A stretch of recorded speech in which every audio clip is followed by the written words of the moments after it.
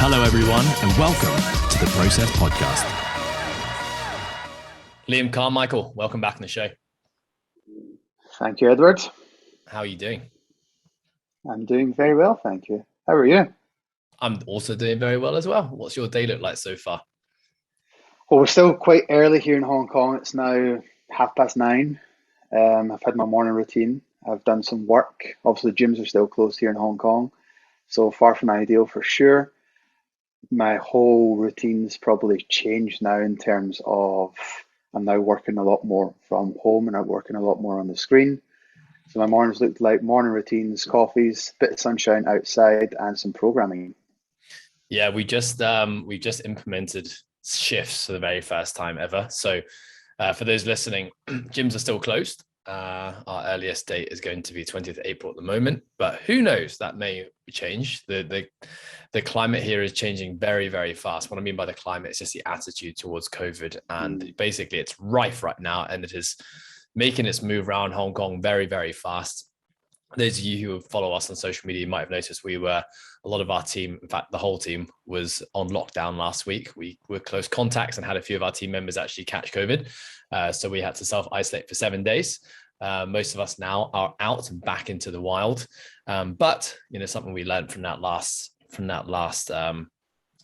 week was that we can't really afford to have a whole team go down into self-isolation. So we're splitting now into AM and PM shifts. Myself and Liam are PM shifters, which basically means our day starts in the gym at 12:30. That means we have to get our training and all of our one-on-one coaching and any kind of like content, videoing, things we need to do in the gym has to happen in the PM. Half the team is on the AM shift. So I think it poses a new challenge for us. Definitely for me, it's weird not seeing everyone every day, not being able to train with everyone, not being able to have the camaraderie and the contact and the conversations that we always have. How's it been for you? Yeah, I would say likewise. Just being a complete total shift just in my whole day, right? Normally we train. Well, normally I'm always been a morning person, but all my clients were always in the morning, right? Always stacked my clients early in the morning. Now I'm having to stack them early in the afternoon. Training times have changed, eating times have changed, so it's all been up a bit up in the air past few days, but adjusting good. Yeah, I think we both shared the same thing. The eating part was what really fucked us up. I remember on Monday we were like, "What? What do we do?" We're so used to training at like 9:30 or 10 as a team, but now myself and Liam and the rest of the PM crew are all training at about 12:30. So that's normally our lunchtime. So we're ending up. Well, I mean, what I'm doing, I'm having half a lunch at around 11, training, having the second half of lunch quickly after training, and again adapting to the new schedule. Something else that's happening right now is the CrossFit Open. Liam, you are taking part in your first ever CrossFit Open. How's the experience been so far? It's been awesome. It's been hard. It's been challenging. Stress levels, anxiety has been a bit through the roof as well. But how I've managed that is just trying to stay and just understanding my intentions and why I'm actually doing the CrossFit Open. It's very easy to get caught up in the leaderboard. Ego comes out. I mean, obviously, this is my first CrossFit Open. Training in the past was never geared towards competing in the Open. So when I sat down last year with my coach and I said, right, I would like to compete in the CrossFit Open, essentially when I look back now, that was just ego at play there. And when I dug into where that ego was coming from, essentially it was fear, right? It was fear of being judged. I just arrived in Hong Kong. It's a very different environment to what I was used to. So all these things were at play, and essentially my ego was saying, right, for me to become more valued, maybe from yourself, from Ed, from Anne, or from just my co-workers or just people around the gym, I need to be good at CrossFit. I need to compete, do well in the CrossFit Open. And essentially, like, I think this is where people get caught up. They create this whole story about the CrossFit Open in terms of, like, no one's sitting at home right now and typing in Liam Carmichael in the CrossFit leaderboard and thinking, oh my God, you only got, well, except you, because I bet you, so I'm going to be you every single year. But no one is sitting there saying, oh my God, they only got 142 reps, right? That's just that story that we've created. So I think it's just like, I know that was a very long-winded answer, but it's just trying to understand why you're doing what you're doing and just staying true to yourself, understanding it is you against you, right? It's not very many other people that you need to compete against. At what point in the last year did you have that epiphany that, you'd maybe created the goal not for yourself and perhaps for someone else or others? I think just in the past year, I have done a lot of self-development, and I have looked inwards a lot, and just given myself some space to understand where those thoughts and emotions are coming from. I think we always seem to come back to the conclusion, yeah, it's your ego. But I think taking a step further, like diving deeper into where that ego is coming from. For me, it was fear of being judged. It was fear of maybe people not liking me just because of the CrossFit Open.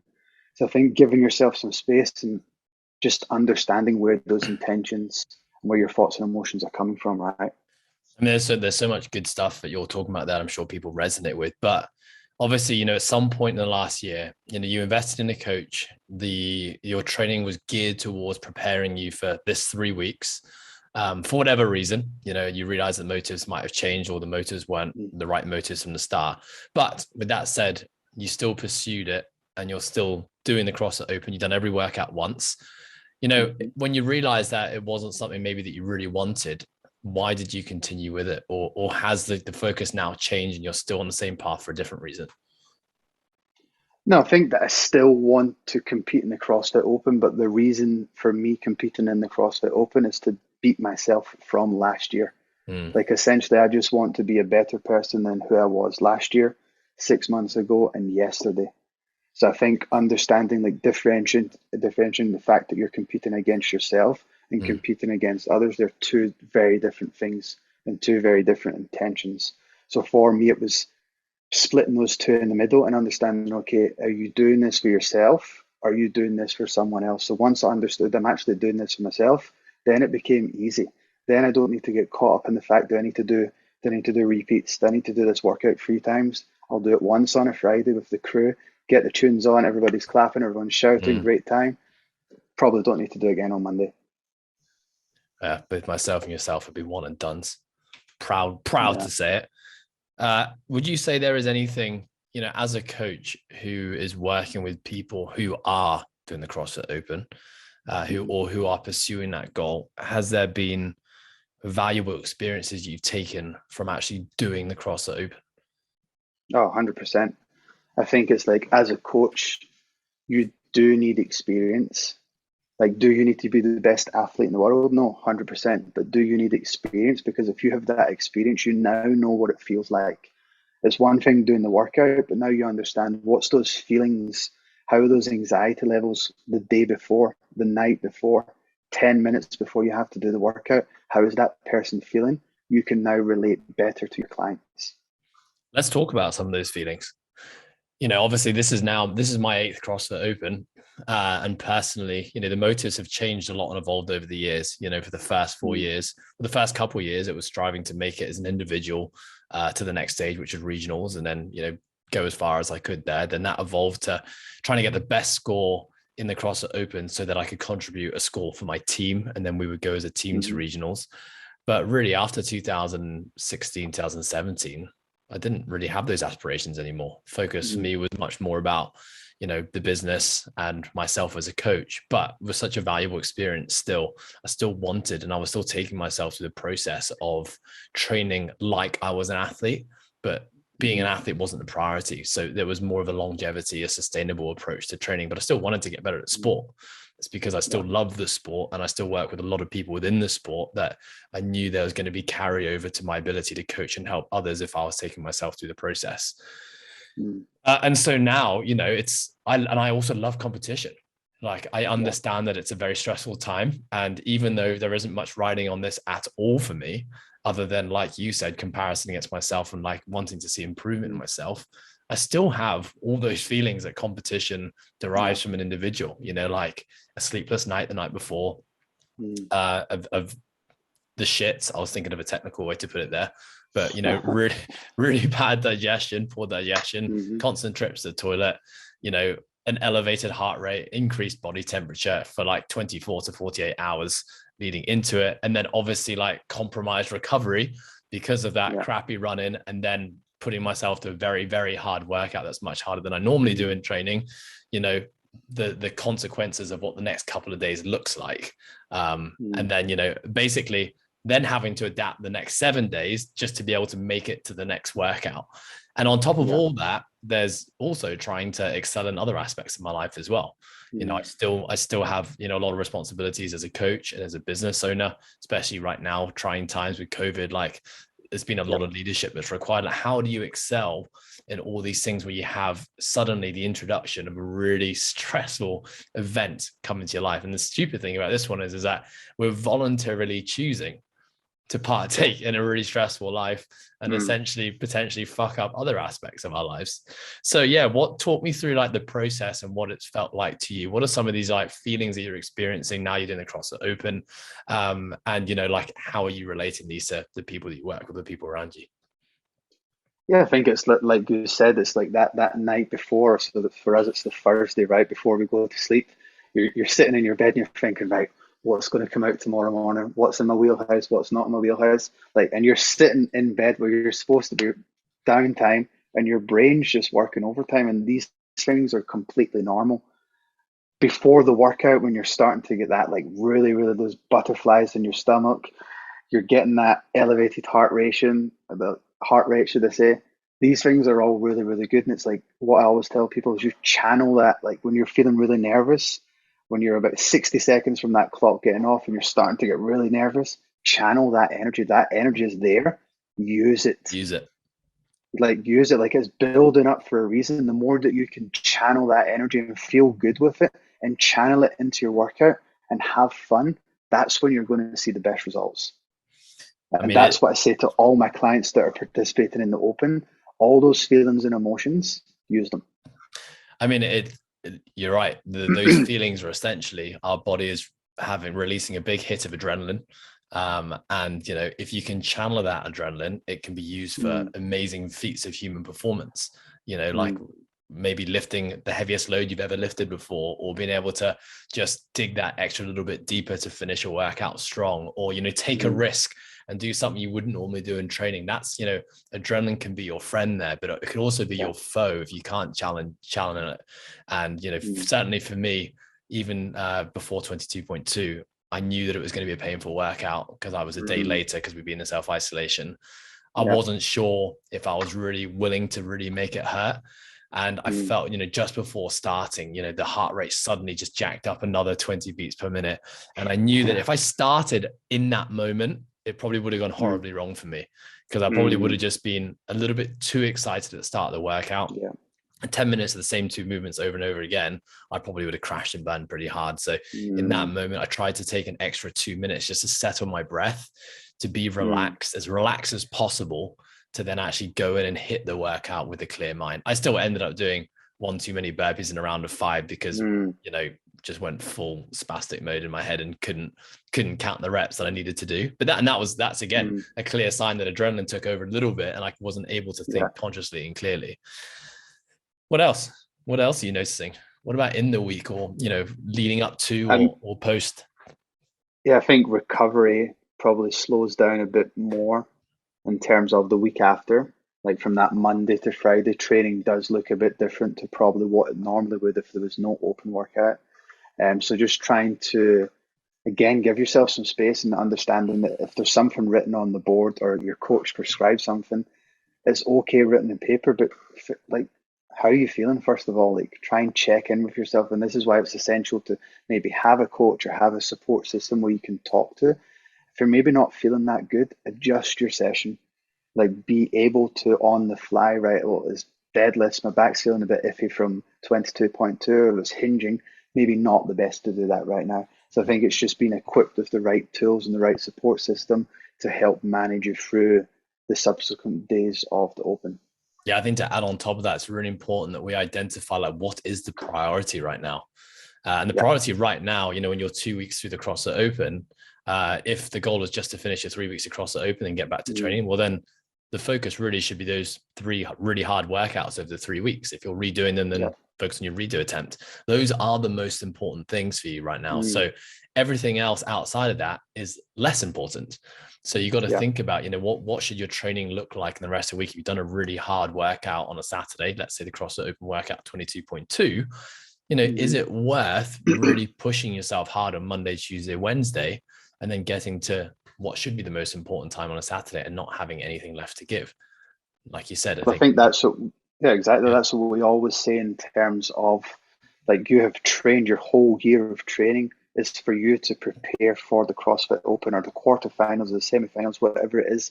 Within that time period, we're not making any gains there. Like, we're not prescribing you to start hitting. Maybe you will hit a PR just because you're jacked up. I get that, but we're not wanting you to maybe hit a strict, you know what I mean? Like, you're training just for the Open. You're not going to really make any leaps and bounds within those 3 weeks of the Open. You've done the training. That 365 days before is what's going to set you up for success for these 3 weeks.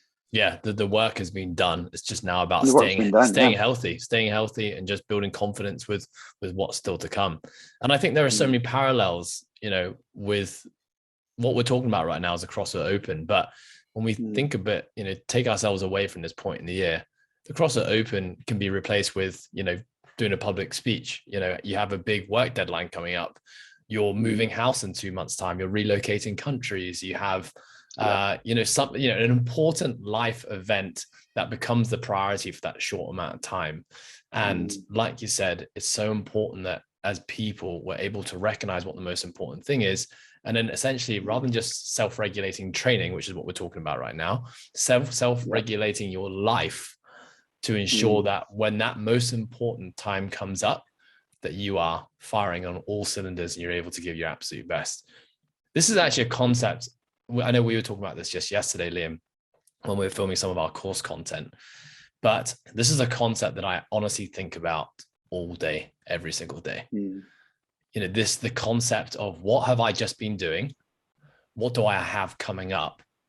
What is the most appropriate thing for me right now? And essentially what that's doing is it's taking a much more micro view of the concept we've just talked about and applying it to your day to day. So obviously right now, we just talked about more of a macro view, which is looking at your week and saying, okay, what does the rest of my week need to look like to ensure that I'm at my best for the time I need to be? I'm taking that to another level in terms of looking at it micro. What's the most important things for me today? And therefore, how do I structure or adjust the rest of my day to make sure that point in my day is the absolute best? Just to give an example. So this morning, I woke up and, writing the elite program for the next week was the most important thing. That was about an hour and a half of quality work. Then I knew we were going to have this podcast and I wanted to be at my best to be able to be present, be focused, and have a great conversation with you. So I created just a little 20-30 minute gap between those two things, went downstairs, sat in the sun, had a little meditation, looked at the birds tweeting around, looked at the plants, felt a little bit of rejuvenation come back up here. I'm able to do this now. I now know that after this, I'm going to have a 30-minute nice slow bike ride in the sunshine into work. When I get to work, I'm going to be filming the update show with Ant for the process programming. And then I'm going to get straight into training. Then I'm going to give myself a 30-45 minute gap before I get into my next client.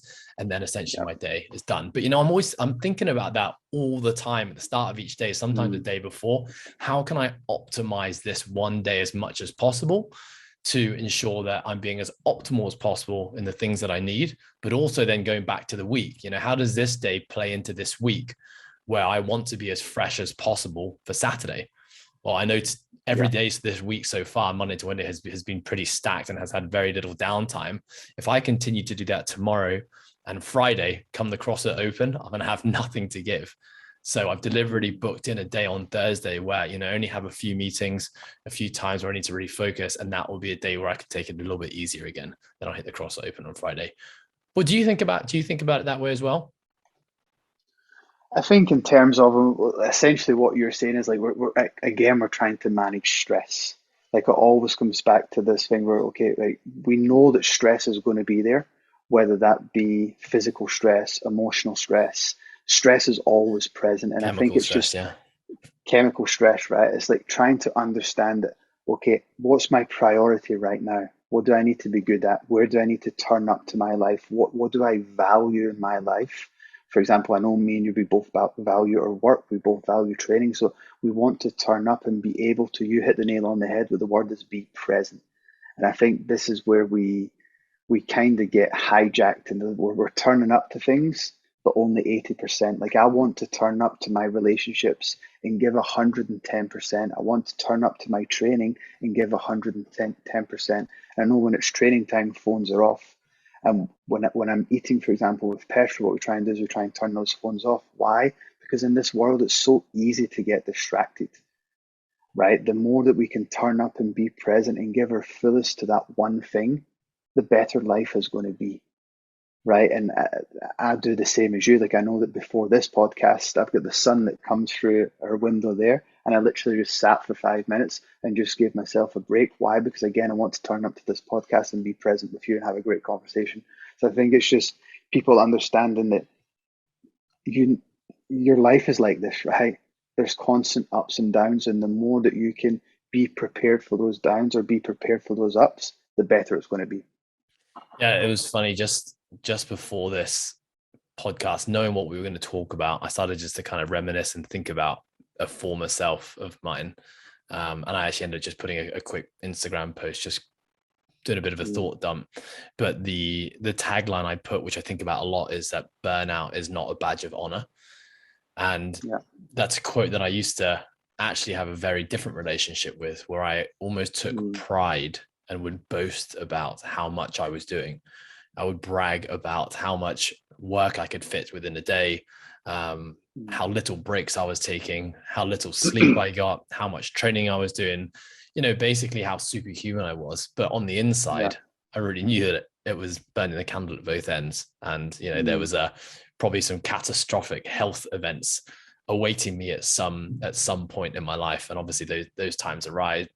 Lots of illness, lots of sickness, lots of injuries, lots of very big dips of motivation, lots of distancing from relationships and social circles, a lack of clarity, a lack of space to be creative and learn and grow.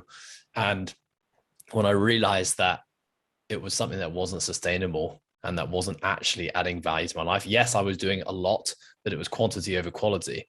And like you said, I wasn't able to show up 100% to things that were actually important. And so that started at 90%, and then it started to 80%, and then it was 70%. And, probably by the end, I was only given 50%. So I was doing a lot of things, but not really much to move me forward as a human. And when I realized that something needed to change, I realized that actually doing less, but bringing more to each of those things, whether it's, like you said, relationships, work, training, whatever it is that's important to me at that time, is such a key part, not only in terms of doing good work and doing the right stuff, but also in terms of managing and longevity and trying to be sustainable to things that you're doing.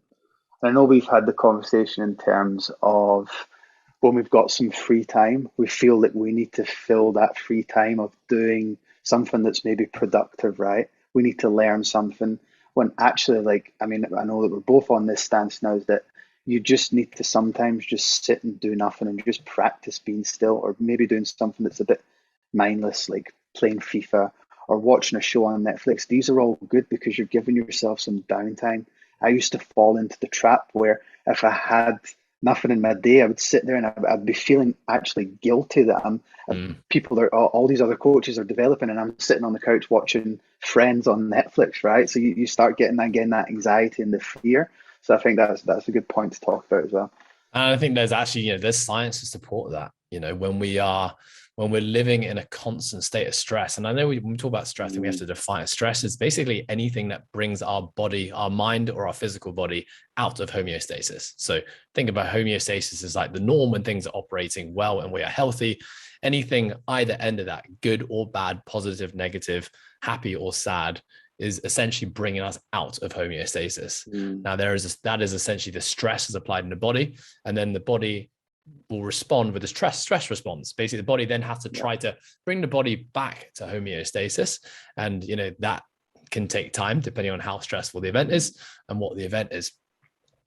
And so if we can acknowledge and recognize that some of us have been living in a constant state of stress for a really, really long time. Like you said, filling up our days. Our body actually there's a chemical reaction there that's happening every time we come out of homeostasis. And when it becomes constant and consistent and chronic, our body actually starts to crave it. And our body actually starts to crave the stress. It looks for difficult conversations. It looks for, the job that they hate doing. It looks for trying to do more high intensity training, because we know how much it affects things like cortisol and the sympathetic system. We get addicted to it, and it gets very, very hard to break ourselves out of it. And I think, like you said there, if you are a person who is at the point or have experienced a point where when it's time to sit still, you really struggle to sit still and be quiet and be yourself, it might be a sign that, you need to start to perhaps relook at things and start to, approach life a bit differently. And I think, like, just going off what you said there, like we talk about, we're trying to see an adaptation from the gym, right? The gym is a stress, and then we're trying to get the adaptation. But for you to get that adaptation, you need the recovery. And this is where people go wrong. In this day and age, we're so good at stressing ourselves out, but we're not so good at recovering, right? We go into the gym where essentially you're not making your gains in the gym. Right there, you're in a sympathetic state. You are tearing your muscle fibers apart. You need to go home. You need to chill out. You need to go into a parasympathetic state, which is rest and digest. And that is where you're actually making your gains. That's where your muscle tissue is actually repairing itself and growing bigger. Now, if we don't take ourselves from that sympathetic to parasympathetic state, then you're not going to see the gains that you want. And we see it all the time. Highly stressed individuals working out maybe 6-7 times a week, and they still don't get the gains that they want. Why? Because they're never actually giving their body enough time to chill out. This is where we get into the conversation of people actually training too much, right? And Liam, how many times you see it? I mean, I just experienced this a few weeks ago, which I talked about on social media, which was I gave myself a 2-week aggressive deload. And in that 2 weeks, I tracked my body composition and I gained muscle and I had a reduction in body fat mass by doing 50% of volume. That right there is a clear sign that despite me thinking that I have a really good handle on all this stuff, I had actually exposed myself to a little bit too much stress. Cortisol was pumping around my body a little bit too much. And when it is, your body's not in a state or an environment to build muscle, lose body fat, increase strength, increase endurance, all those performance metrics that we're chasing in the gym on a daily basis. Your body just simply can't do it. And you are just more in a state of survival rather than in a state of thriving. Yeah. And I think, and I know we're going to dive a bit more deeper into this, but your body will constantly give you signs. I know we talk about deloading and we talk about those. Your body does not speak English, right? Your body speaks inflammation. It speaks rashes. It speaks acne. It speaks niggles. And if you do not listen, if you do not listen to any of that, then you're leading yourself down a very dark hole. Yeah, I love the quote. As much as I'm great at quoting these things, I'm not the best at practice. I don't always practice what I preach. I try my best to, but like you just said there, the body signals and the body manifests stress in so many different ways.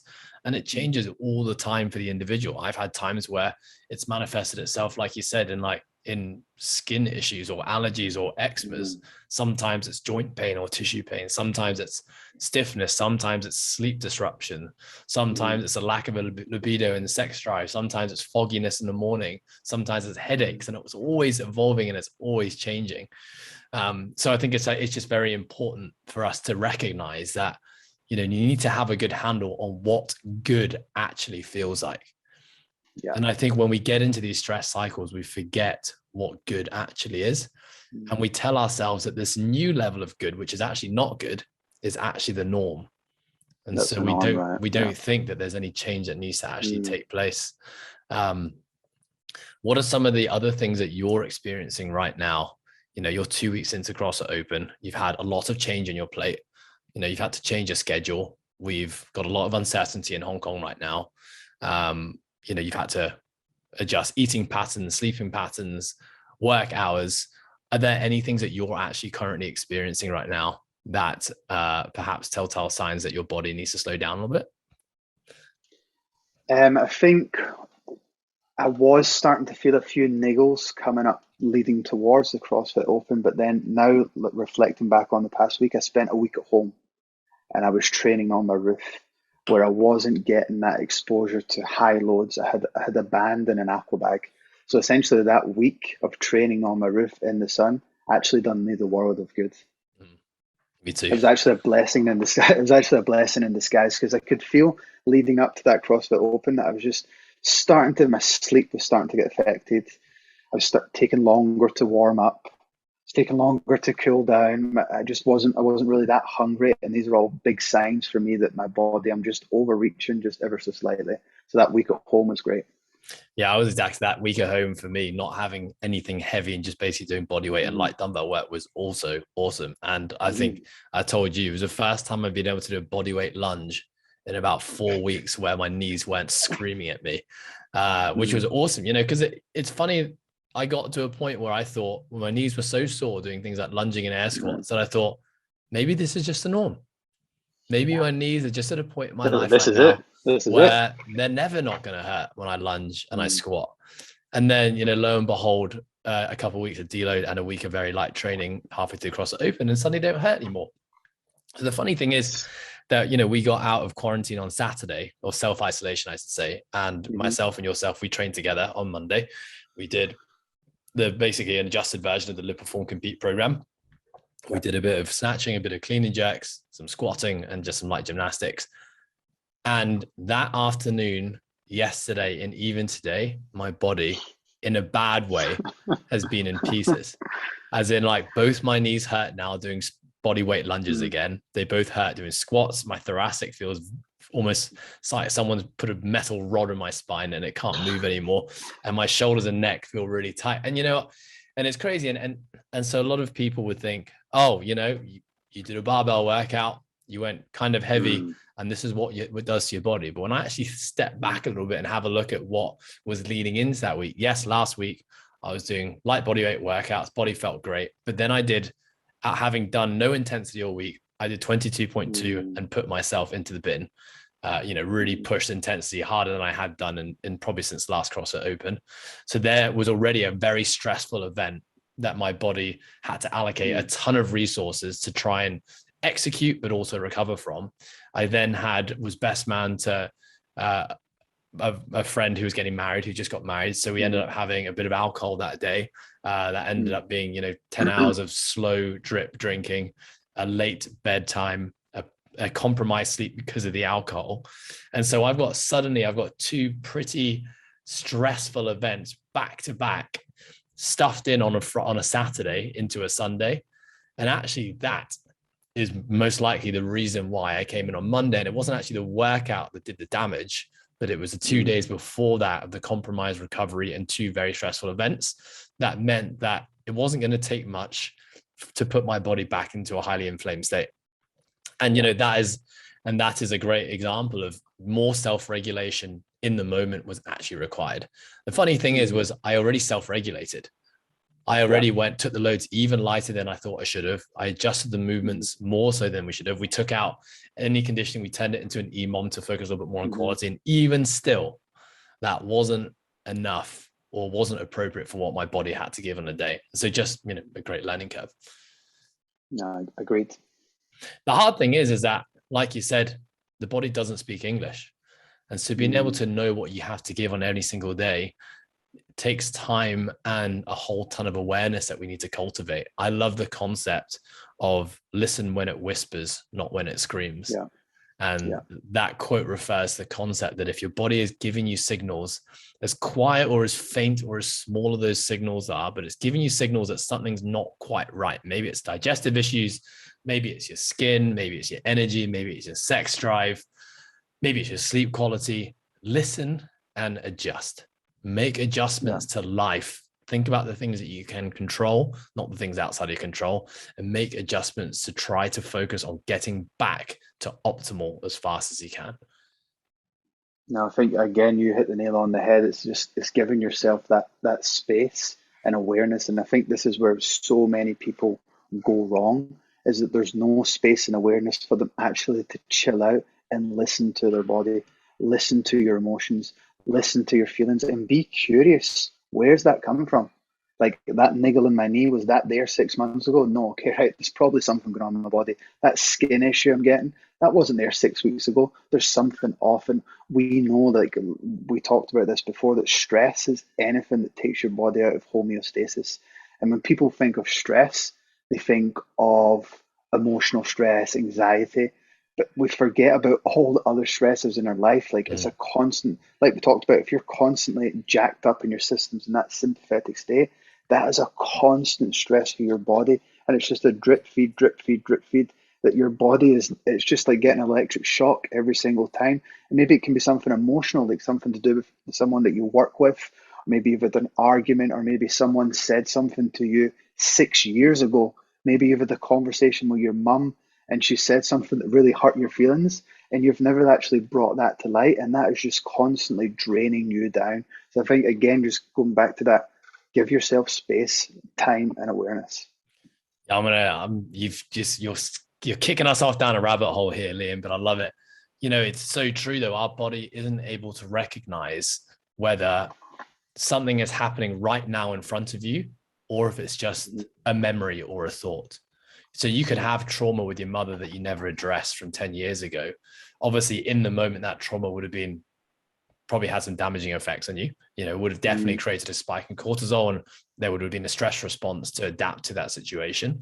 But every time you think about that point in time, if you haven't dealt with it, that same chemical reaction is happening in your body. Your body doesn't know if it's happening now or it happened 10 years ago. So it's really important that we're addressing those things. And I think the next thing to think about is when we think about the stress response, let's think about the animal kingdom where this is prevalent. You're an antelope and you suddenly get chased by a lion. So all of a sudden, sympathetic system drives up. So there's a massive stress response. The antelope starts sprinting, gets really fast and runs away from the lion.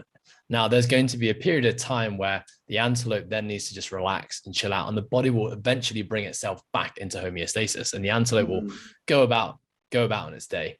But it's really important that the antelope gives itself that time. If the antelope sprints, but the lion continues to chase it and hunt it for the next 24 hours, then the antelope's unfortunately never going to be able to return back into that parasympathetic state. And this is just a 24-hour representation of what we as humans go through all the time, that there is just never a break. The stress response is always on. We are constantly adapting to stresses around us. So you're dead right. Space and time. I remember hearing this on some podcast. It's like your body has not, how you take your iPhone and you give it an update. Your body essentially has not had, or your central nervous system has not had an update from thousands of years ago. It doesn't recognize whether it's a lion, a tiger, a T-Rex, or just your boss, right? It doesn't know the difference. Or Facebook. Yeah. It doesn't know the difference. It's like your body's not had that upgrade yet. So that's pretty cool. Like that. Just one video I'd recommend to everyone listening to this. If you know exactly what we're talking about and you can relate, then awesome. The purpose of this conversation was to shed to light the importance that we always need to be working on ourselves and recognizing what are the stress inputs in our lives and how do we need to adjust our lives appropriately to adapt to them and to ensure that we can still live optimally. If this is news to you, if these concepts are something you're not that familiar with, there is a video that I really recommend everyone watches. I shared it with the team. We all watched it the other day. It's by Joe Dispenza on YouTube. If you type in "living in creation," you'll see an animated cover photo, and it's a really good video. It's easy to watch. The concepts are easy to digest. If you head over to my Instagram as well, you click on the link in my bio. It's up there. It's called Dispenza Stress Talk. It basically gives you the basic science on the impact of stress. And I think it is really important we all understand the basic science first and foremost. And if we understand the basic science, then we can start to create awareness, and we can start to use this as a really powerful tool to allow us to excel in all aspects of life. Nice. Liam, it's been an absolute pleasure, my friend. I will see you shortly. Likewise. For a training see session. You shortly. Hope you enjoy, team. See ya. Bye-bye.